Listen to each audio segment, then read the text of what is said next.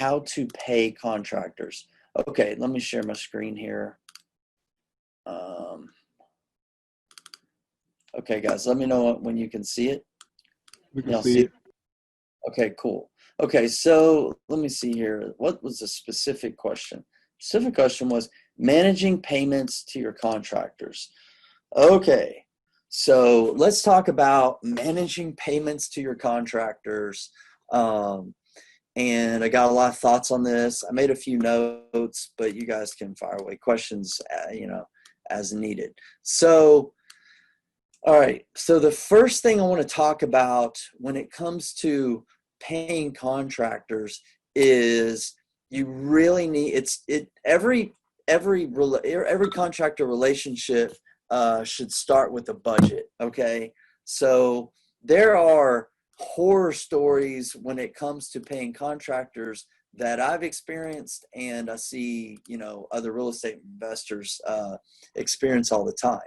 So this is obviously a copy of our bid template.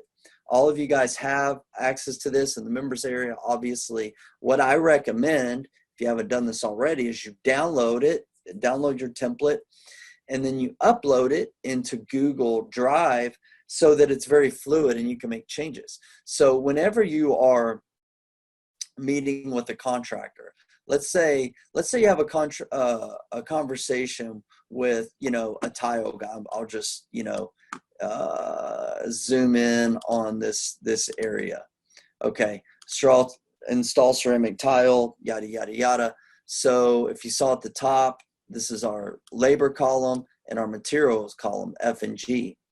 So if I can really use any of these examples, but let me extend this out here. Okay, here we go. So let's say that you are going to install, you need 1,000 square foot of tile installed. Well, if this is a tile guy that you're working with, then you should have a set price already, right? So what you want to avoid is having contractors just go do a bunch of work and you haven't had a conversation about pricing, measurements haven't been done, all that kind of stuff.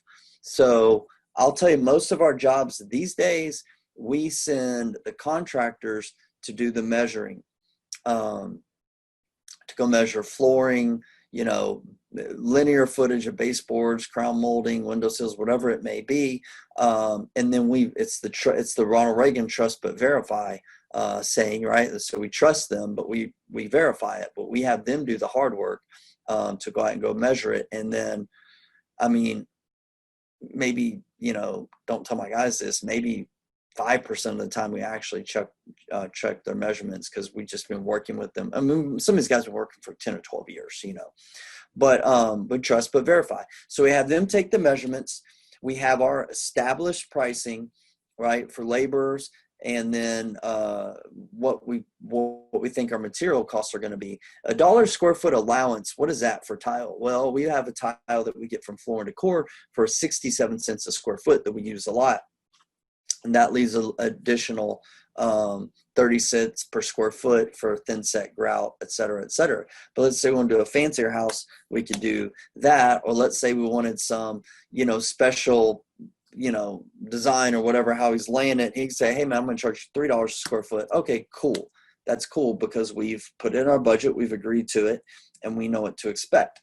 And that's like one of our tile guys. So first things first is start with a budget. Okay, avoid those surprises. You're going to be fighting with contractors. They're going to be fighting with you, and that's not a position we'll be in. Number two is whenever you establish pricing with the contractor, update your budget sheet.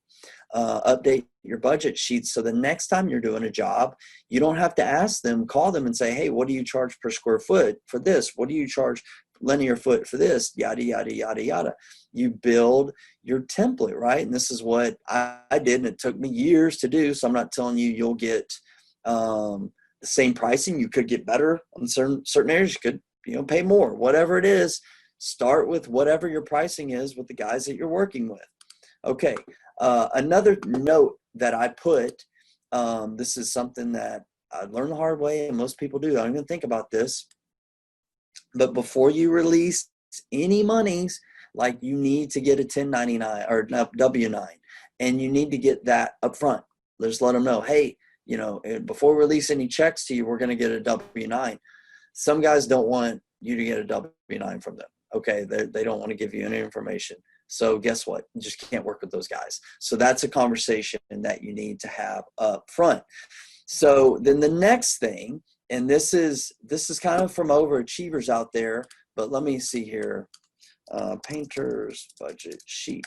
So something else that we started doing years ago, and we really do this for our painters, you see, because whenever we take our budget sheet, we'll extract all the items from our painters, our electricians, plumbers, all this kind of stuff, and I'll show you an example contract that we've created.